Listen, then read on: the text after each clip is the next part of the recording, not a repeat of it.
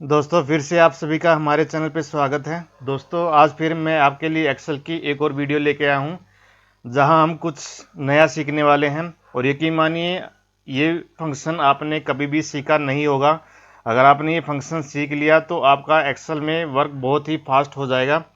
तो मैं आपको बता दूं कि आज हम क्या सीखने वाले हैं। तो सबसे पहले मैं आपको बता दूं कि जब भी आपने पिवट टेबल का यूज किया होगा तो आपने यहाँ कभी भी सिंगल सीट पे ही उसको यूज किया होगा। लेकिन जब भी आपको यहाँ पे मल्टीपल वर्कशीट पे उसको अगर यूज करना होता है तो वहाँ पे आप नहीं कर पाते। तो आज इस वीडियो में मैं आपको पिवट टेबल को मल्टीपल वर्कशीट पे कैसे हम उसको यूज कर सकते हैं तो मैं आपको इस वीडियो में बताने वाला हूँ, जहां मैं आपको बहुत ही इजी स्टेप से समझाने की कोशिश करूंगा। बस वीडियो में आप एंड तक जरूर बने रहना।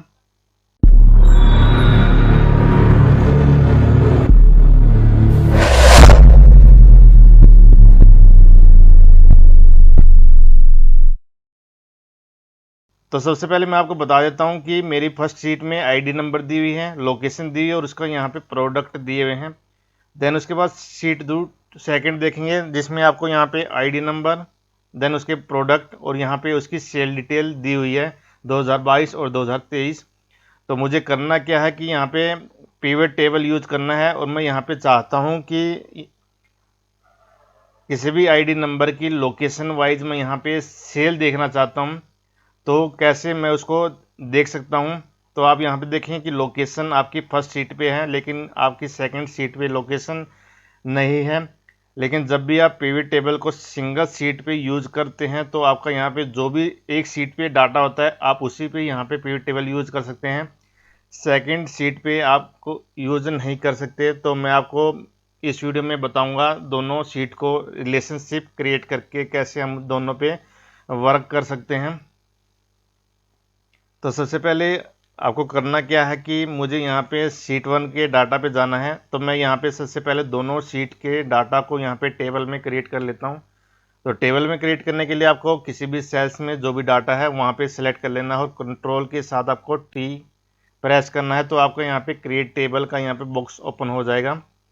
तो यहाँ पे आप देखें कि जो भी आपका डाटा था उसकी रेंज यहाँ पे ऑटोमेटिक सेलेक्ट हो चुकी है क्योंकि मैंने उस टेबल के अंदर सेल्स पे क्लिक किया हुआ था। अगर आप यहाँ पे बाहर उसको सेलेक्ट करेंगे तो आपका यहाँ पे ऑटोमेटिक सेलेक्ट नहीं होगा। तो आपको यहाँ पे टेबल के अंदर उसको सेलेक्ट करना पड़ेगा। तो आप यहाँ पे डाटा का रेंज यहाँ पे ऑटोमेटिक सेलेक्ट हो चुकी है। देन आपको नीचे एक ऑप्शन दिखेगा, माई टेबल हैज़ हेडर्स। अगर आपकी टेबल पे कोई भी हेडर है, मतलब यहाँ पे अगर आपकी टेबल पे हेडिंग दी हुई है तो आपको यहाँ पे टिक करना है, अदरवाइज यहाँ पे अनटिक कर देना है। तो मेरे यहाँ पे हेडिंग दी हुई है तो मैं यहाँ पे इसको टिक रहने देता हूँ। देन जैसे इसको ओके करेंगे तो आपका डाटा यहाँ पे टेबल की फॉर्म में क्रिएट हो जाएगा। देन उसके बाद आपको सेकंड सीट को भी सेम ऐसे ही यहाँ पे टेबल में क्रिएट कर लेना है। देन दोबारा से आपको कंट्रोल के साथ टी यूज़ करना है और दोबारा से ऑटोमेटिक यहाँ पे रेंज सेलेक्ट हो जाएगी। अगर रेंज सेलेक्ट नहीं होती है तो आपको मैनुअल यहाँ पे उसको सेलेक्ट कर सकते हैं। देन उसको यहाँ पे टिक रहने देना और उसको ओके कर देना है। तो मेरी सेकंड सीट भी यहाँ पे टेबल में क्रिएट हो चुकी है। तो जैसे ही आपकी यहाँ पे टेबल क्रिएट होगी तो आप यहाँ पे ऊपर देखेंगे आपको यहाँ पे डिजाइन का ऑप्शन शो हो जाएगा। यहाँ से आप कोई भी ऑप्शन को क्लिक करके उसको यहाँ पे टेबल की फॉर्मेट को चेंज कर सकते हैं।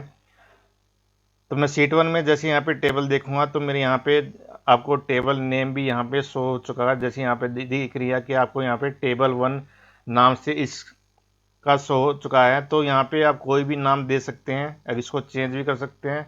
तो फिलहाल मैं यहाँ पे इसको टेबल वन ही रहने देता हूँ। देन सेकंड सीट पे देखेंगे तो इसका आप यहाँ पे नाम देखेंगे कि आपको यहाँ पे टेबल टू के नाम से वो शो हो रही है। तो इसको भी मैं यहाँ पे टेबल टू के नाम से ही रहने देता हूँ। तो ये था मेरे यहाँ पे फर्स्ट स्टेप। देन उसके बाद हम सेकंड स्टेप क्या करने वाले हैं। तो सेकंड स्टेप में आपको करना क्या है, तो किसी भी सीट्स पे चले जाना है और उसके बाद आपको यहाँ पे डाटा के ऑप्शन में जाना है। डाटा के ऑप्शन में जाने के बाद आपको यहाँ पे एक नीचे रिलेशनशिप का ऑप्शन दिखेगा, आप उसको यहाँ पे क्लिक कर देना है।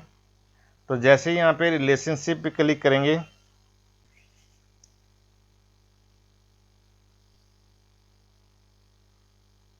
तो यहाँ पे आपका बॉक्स ओपन हो जाएगा।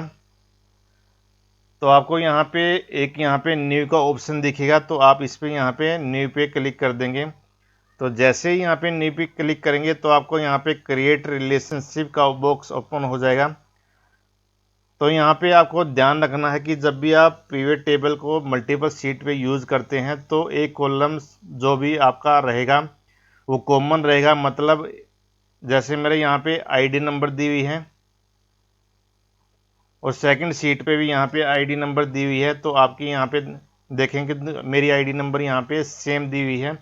तो आपका यहाँ पे एक कॉलम कॉमन होना ज़रूरी है, तभी आपका ये रिलेशनशिप बन पाएगा। तो फिलहाल मैंने यहाँ पे दोनों सीट पे जो आईडी नंबर थी, यहाँ पे मेरी देखेंगे सेकंड सीट पे भी आईडी नंबर, फिलहाल मैं इसको कट कर देता हूँ। यहाँ पे आईडी नंबर और यहाँ पे सेकंड सीट पे मेरी आईडी नंबर सेम है, तो आपको यहाँ पे एक कॉलम ज़रूर कॉमन रखना है। तो मैं दोबारा से डाटा में जाता हूँ और यहाँ पे रिलेशनशिप पे क्लिक कर देता हूँ। देन उसके बाद न्यू पे यहाँ पे ओपन करेंगे। तो यहाँ पे आपके देखेंगे कि यहाँ पे pick the tables and columns you want to use for this relationship. मतलब ये दोनों टेबल के कॉलम को यहाँ पे आपको पिक करना है। तो कैसे करेंगे, तो सबसे पहले आपको यहाँ पे ऊपर टेबल का ऑप्शन दिखेगा, देन उसके बाद नीचे रिलेटेड टेबल का ऑप्शन दिखेगा, देन उसके राइट साइड में आपको यहाँ पे कॉलम्स फॉरेन और रिलेटेड कॉलम प्राइमरी। तो इसमें आपको क्या देना है, तो सबसे पहले यहाँ पे आपको जो रिलेटेड टेबल है उसको आपको देखना कि जैसे ही इस पर ड्रैग करेंगे तो आपको टेबल 1 और टेबल 2 का यहाँ पे ऑप्शन दिखेगा। तो यहाँ पे जो भी रिलेटेड टेबल है, जो मेरी यहाँ पे शीट 1 की रिलेटेड टेबल थी, मतलब यहाँ पे शीट 1 जो मेरी रिलेटेड टेबल थी मैं उसको यहाँ पे सेलेक्ट कर लेता हूँ। तो शीट 1 की रिलेटेड टेबल्स, क्योंकि शीट 1 से मुझे यहाँ पे लोकेशन से रिलेशनशिप भी क्रिएट करना है। देन उसके बाद आपको यहाँ पे साइड में जाना है और उसके बाद आपको जो मैंने आपको बताया था कि एक कॉलम आपका कॉमन होना ज़रूरी है, तो मेरे यहाँ पे एक आईडी नंबर जो है वहाँ पे कॉलम कॉलम मतलब कॉमन है, इसलिए मैं इसको आईडी नंबर यहाँ पे सेलेक्ट कर दिया। देन फिर आपको टेबल वाले जो ऊपर वाले ऑप्शन पे इस पर क्लिक करना है और इसको यहाँ पे आपको टेबल 2 यहाँ सेलेक्ट कर लेना है और यहाँ पे आपका आईडी नंबर ऑटोमेटिक सेलेक्ट हो जाएगा, क्योंकि दोनों टेबल में मेरा यहाँ पे आईडी नंबर कॉमन है।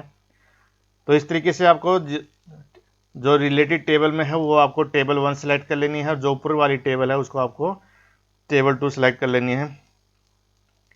देन जैसे ही यहाँ पे ओके करेंगे तो आपकी दोनों टेबल रिलेशनशिप क्रिएट हो जाएगा। तो आप यहाँ पे देख भी सकते हैं कि ये स्टेटस एक्टिव है, मतलब आपकी दोनों शीट एक्टिव है, रिलेशनशिप क्रिएट हो चुका है। यहाँ पे आप देखेंगे टेबल 2 और टेबल 1 आईडी नंबर दोनों में कॉमन है और दोनों ही आपकी रिलेशनशिप क्रिएट हो चुके हैं। देन उसके बाद आप इसको क्लोज कर देंगे।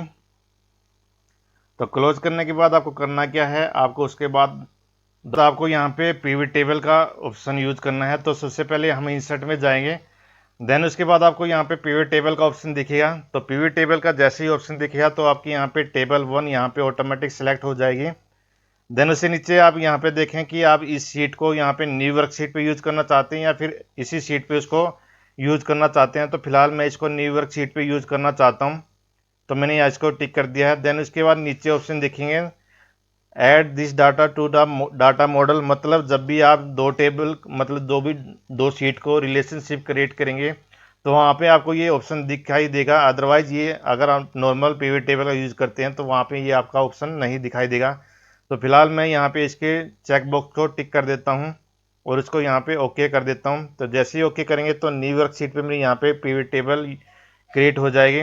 देन उसको बाद आप यहाँ पे देखेंगे, आपको यहाँ पे ऑल पे क्लिक कर देना है। तो आपकी यहाँ पे देखेंगे टेबल 1 और टेबल 2 दोनों ही आपको दिखाई दे रही होगी। तो सबसे पहले आपको करना क्या है, यहाँ पे जब भी टेबल 1 को सिलेक्ट करेंगे तो आपको यहाँ पे जो भी टेबल 1 के कॉलम थे वो आपको यहाँ पे दिखाई देंगे। देन जैसे ही आपको टेबल 2 को सिलेक्ट करेंगे तो आपके टेबल 2 के जितने भी कॉलम थे वो आपको यहाँ पे दिखाई देंगे। तो मैं यहाँ पे चाहता हूँ कि जो भी मेरी लोकेशन वाइज आईडी नंबर है उसकी मैं यहाँ पे सेल्स देखना चाहता हूँ। तो लोकेशन मेरी यहाँ पे टेबल 1 में है और टेबल 2 में मेरी लोकेशन नहीं है। तो फिलहाल मैं यहाँ पे टेबल 1 से यहाँ पे लोकेशन उठा लेता हूँ। तो मैं इसको यहाँ पे टिक कर देता हूँ, तो मेरी यहाँ पे लोकेशन आ जाएगी। देन उसके बाद टेबल 1 से मैं यहाँ पे आईडी नंबर्स उठा लेता हूँ, तो मेरी यहाँ पे टेबल 1 से आईडी आ जाएगी, तो आपको वैल्यू से इसको उठा के यहाँ पे रोज़ में रख देना है। तो आप यहाँ पे देखेंगे कि लोकेशन के अकॉर्डिंग जिस जिस लोकेशन में आपकी आईडी थी वो यहाँ पे आपकी शो हो जाएगी। देन उसके बाद मुझे यहाँ पे सेल्स देखनी है, तो आपकी सेल्स यहाँ पे टेबल नंबर 2 में दी हुई थी, तो मैं यहाँ पे टेबल 2 से सेल्स 2022 की यहाँ पे सिलेक्ट कर लेता हूँ। तो आप यहाँ पे देखेंगे 2022 की दिल्ली वाइज लोकेशन वाइज यहाँ पे हर आईडी की जो भी सेल्स थी वो यहाँ पे आ चुकी है। अगर आप यहाँ पे सेल्स 2023 देखना चाहते हैं तो उस पर आप यहाँ पे क्लिक कर लेंगे, और जो भी आपकी ये सेल्स 2022 और 23 थी वो आपकी यहाँ पे वैल्यूज़ में चली गई है, क्योंकि मुझे यहाँ पे इसका टोटल देखना था। तो इसलिए मैंने यहाँ पे आप देखेंगे कि टेबल 1 से मैंने यहाँ पे आईडी और यहाँ पे लोकेशन उठाई थी, और टेबल 2 से मैंने यहाँ पे सेल 2022 और सेल 2023 यहाँ पे उठाई थी। तो इसलिए दोनों टेबल से मैंने यहाँ पे डाटा उठा के उसको सॉर्ट करके मैं यहाँ पे आसानी इसको देख सकता हूँ। तो यहाँ पे आप देखेंगे हर लोकेशन की जो जो आईडी थी उसकी यहाँ पे आपको सेल्स अलग से टोटल शो हो रही है। तो इस तरीके से आप मल्टीपल सीट पे पिवट टेबल यूज करके आप उस डाटा को सॉर्ट करके बहुत ही आसानी से देख सकते हैं। तो आई होप ये आपको वीडियो अच्छी लगी होगी और आपको अच्छे से समझ में ज़रूर आई होगी। अगर वीडियो अच्छी लगी है तो वीडियो को लाइक ज़रूर करें और चैनल को सब्सक्राइब ज़रूर करें।